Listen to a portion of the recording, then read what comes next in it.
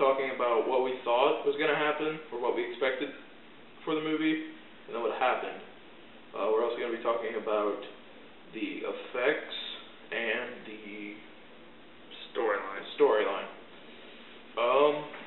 So go ahead with what you were expecting. I was expecting definitely excellent graphics. That was sort of what sold Avatar. And also, it is a James Cameron movie. So I was expecting great plot, great storyline, and pretty good character development. Yeah, I kind of felt the exact same way. But, well, I've got something to say about the graphics, but I'll hold off till the effects. I was expecting a really great movie, but in my opinion, it was talked up a little too much. I mean, it was still an amazing movie. We saw it in IMAX 3D, and it was definitely worth the, what was it, like 12 something? Yeah. Yeah, but it was definitely worth the money, and the almost 3 hours, I think it was really long. That's what she said. But it was definitely worth the time. And, yeah, the effects, my opinion on the effects is, it looks great. The people were done very well. The Na'vi or something? Yeah. Na'vi? Yeah. But in my opinion, it looked almost like Halo, in a weird way. Like, the people kind of look like Katana from Halo, if you played a little bit of Halo. I feel like a nerd, but, you know. Be a serious worth of that. Yeah. But I thought it felt like a video game almost, but I couldn't complain because if you watch our last video, we're obviously gamers. Yeah, it felt sort of game-ish, but if you see it in a 3D theater, after about an hour, you're just embraced in it. It really starts to feel real, even though 3D is sort of underutilized. Sometimes you don't even notice it. Yeah, I really didn't notice it much. But, yeah, it was a great movie. I really got pulled in, except when the 4-year-old next to me started kicking and yelling. But, you know, besides that, it was a dang good movie. The storyline. You've got a good opinion on the storyline. The storyline, for what I was expecting, was terrible. Yeah, I was expecting some really deep plot with a severe twist. Like, if you look at James Cameron's ultimate movies, Terminator 2, good movie. Titanic, both good movies. They both had excellent graphics for the time, but you could definitely tell that... I still watch Terminator 2 to this day. Yeah. And I'm only 15, and I mean, it's a great movie. But you could definitely tell that he always put character development, plot, storyline, all that before graphics. That was not the case with Avatar. Well, yeah, today, though, graphics are everything. Yeah. But, I mean... But, you know, this is the most expensive movie to date. Yeah, it actually says in this Entertainment Weekly, it took nearly 5 years and a reported $3 million to complete. So, yeah. Like, if I was in his position and I was making an incredibly expensive movie, I would have taken probably the same path, made a movie that has a huge storyline, you know it's going to be good, and not go on some crazy wild tangent story. Yeah, I think the story was, for what he was working with, I think it was a great story.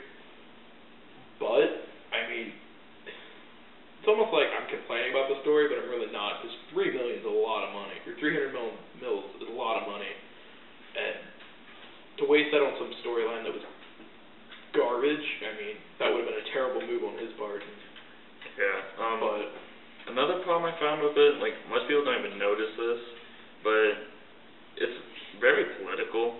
Like, obviously I didn't notice that either.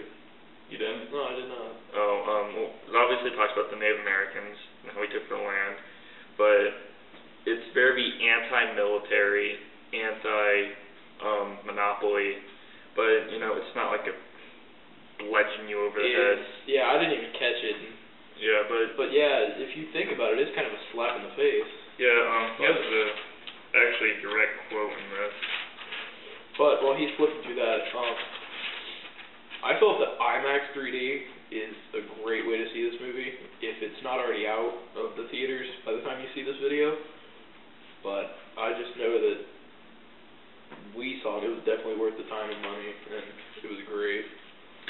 Yeah, James Cameron actually said, it's not an Oliver Stone style bludgeon you over the head political film, but it does have a political subtext. I am a tree hugger. But yeah, like if you're not looking for it, you probably won't notice it. But Yeah, I noticed it. I didn't catch it either. But yeah, I definitely think it's worth it, and I would go see it now, and I plan to get it on Blu-ray. Yeah, I do too. It definitely seems like the type of movie I'd buy. Although, like we said, the storyline wasn't the greatest. I have a feeling in 10, 15 years, this movie, it won't stand the test of time. Yeah, it'll be like some terrible movie. Yeah, it did sort of, I guess you could say, reinvent movies and how we see them, like excellent graphics. But once that starts to become standard, this movie will be viewed as horrible. Yeah, it won't be that great of a movie. But yeah, I really couldn't find any huge flaws in this movie. No. Like, you can live with the storyline because look at the graphics, for God's sakes. It's 2012, and yeah, if you watch old movies, they're expecting time machines and flying cars, but still, this is really good advanced CGI for the time. And I don't even think it was CGI mainly, it was really makeup, for the most part. They used a decent amount of it. They used a lot of CGI, but the actual people are all makeup. One thing I did like about it was they didn't just like say, we want this, and then have the animators go off and do stuff for 5 years. They actually did everything Yeah, it was definitely that happened in the movie.